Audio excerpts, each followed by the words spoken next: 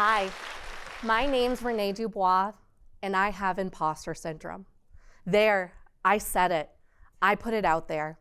Not a lot of people are willing to do that or want to talk about it. But I want to take the time today to talk about my personal experience with imposter syndrome and the mental game that I had to adapt my thinking to change. Some of you sitting here, you might not know what imposter syndrome is, or you might not have experienced it, and that's okay. I hope that today we can talk about it, because us as a society, we don't talk about it enough. So let's jump on in. What is imposter syndrome? Imposter syndrome is the persistent inability to believe that one's success is deserved or has been legitimately achieved as a result of one's own success or skills. But to me, imposter syndrome is so much more.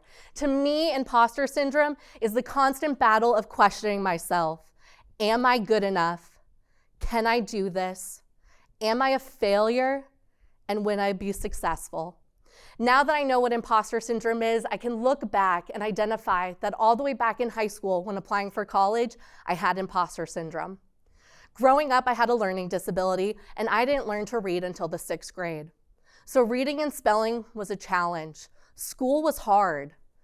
I mean, my grades weren't horrible, but they also weren't the best. When it came time for applying for college, I kept thinking to myself, can I do this? Will I be successful? I remember an extended family member talking to me and saying, why are you even applying? You know you struggle with school. You're not going to be successful. Maybe you won't even get in. That failure mindset set in, and I kept thinking to myself, I'm a failure. And it set in after rejection letter, and I only applied to a handful of universities.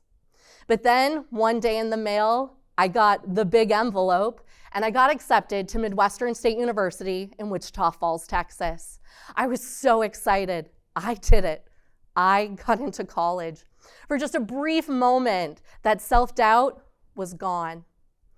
Then looking back at my undergraduate career, I had imposter syndrome all throughout it.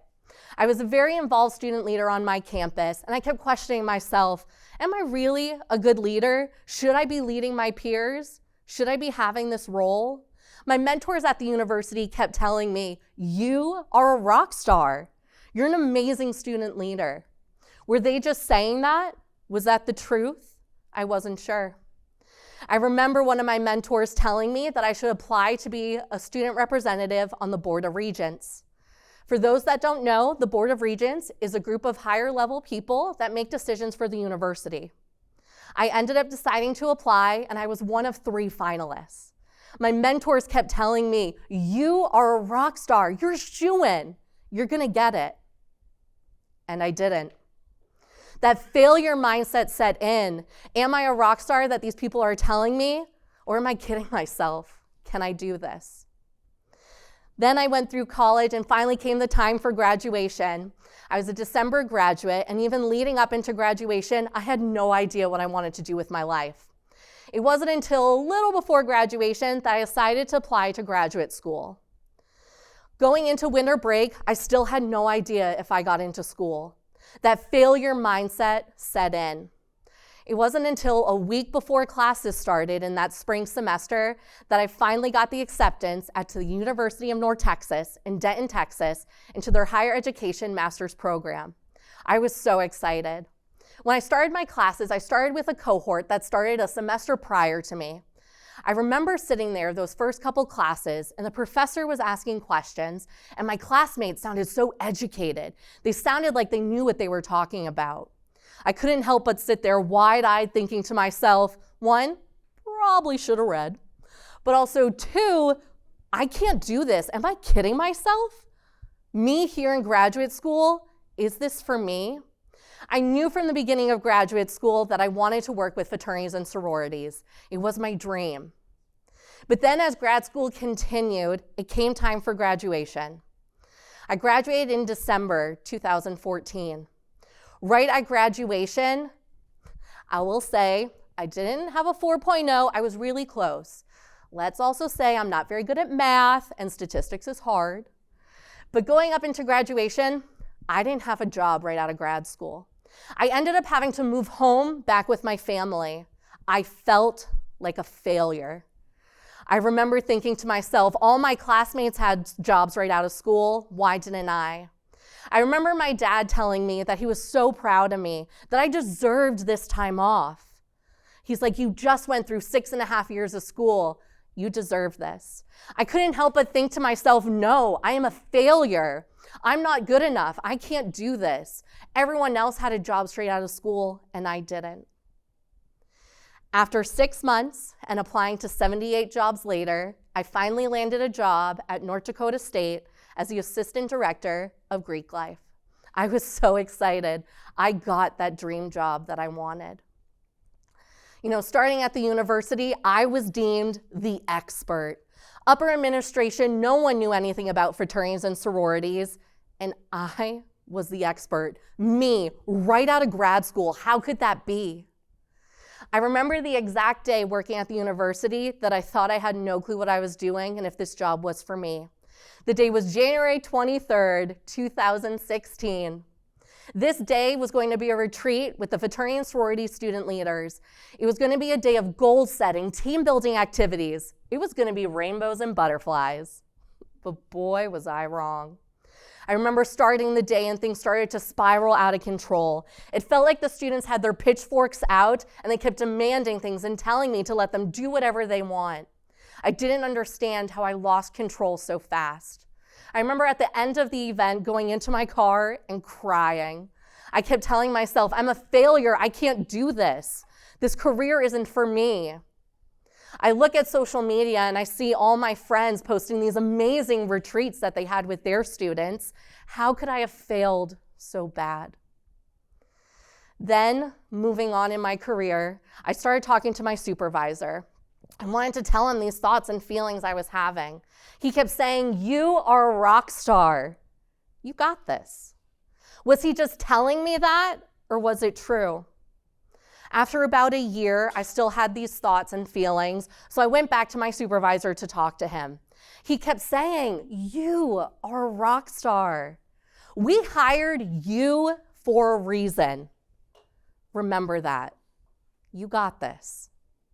After a couple of years, I decided to move on in my career. I ended up getting a job at an SEC school. To be completely honest, I didn't know what the SEC stood for until I was hired and at the university. Let's just say, boy, was I in for a ride. To be completely honest, for about a year on a bi-weekly basis, I was told how horrible I was at my job and if this career was even for me. There would be times after my one-on-one with my supervisor that I would go home crying, not wanting to go back to work.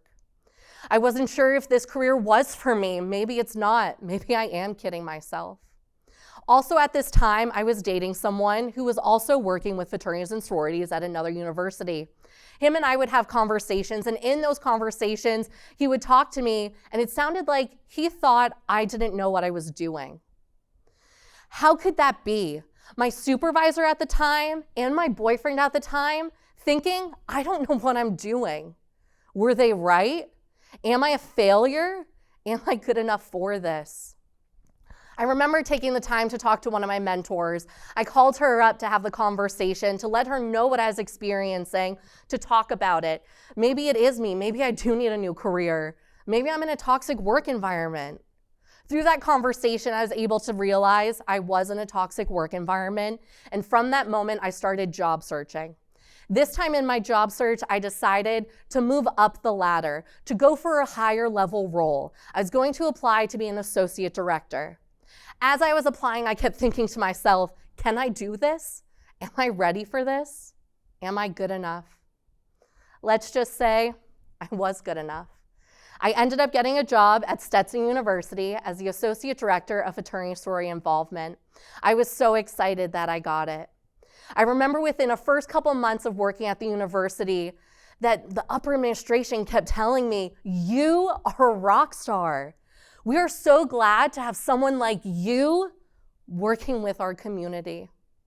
But how could that be?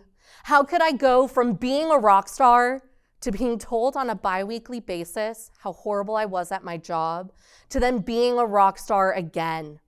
The mental game was exhausting. The internal struggle of self-doubt was overwhelming. But let's just say I'm thankful to have amazing mentors and colleagues in my life that constantly remind me, stop overthinking, stop doubting yourself. You are a rock star. So my hope for you, if you are experiencing imposter syndrome, know that you are not alone.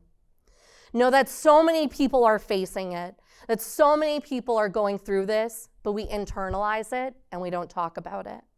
And us as a society doesn't talk about it. So what I hope from this talk is you take away 3 things. Number 1, share your thoughts and feelings. For me, what that was talking about it. Once I was able to talk about how I was feeling and what I was going through, I was able to move forward. I was then able to continue. Number 2, make a list of your evidence. For me, what that looked like was writing a list of the things I've achieved and my success, reminding myself I did graduate, I did hold that leadership position, I can do this. And number 3, acceptance and moving forward. For me, what that looked like is recognizing I will always have imposter syndrome. It's my baggage. It is there. But now that I know that I have it, I can move forward. I can embrace it and continue to live on. So my hope, again for you, maybe you are experiencing imposter syndrome, know that you are not alone. And for some of you sitting here, you might not know or have experience with imposter syndrome. How you can help people moving forward is listening and being there for people. So again, my name's Renee DuBois, and I have imposter syndrome. Thank you.